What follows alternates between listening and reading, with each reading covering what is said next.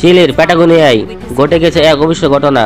Kayaking করতে গিয়ে বিশাল তিমির পেটে ঢুকে পড়েন এক তরুণ। তাকে গিলে ফেলার পর মুহূর্তের জন্য পানির নিচে ডুব দেয় তিমিটি।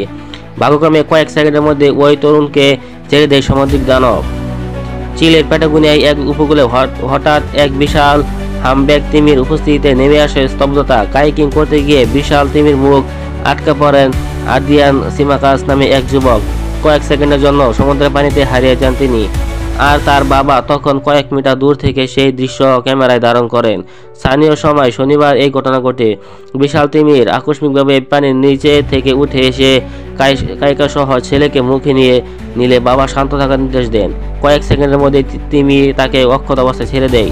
এরপর বাবার কায়াক ধরে সমুদ্র ঠান্ডা জলে কাঁপতে কাঁপতে উপকূলে ফিরে আসেন ওই তরুণ।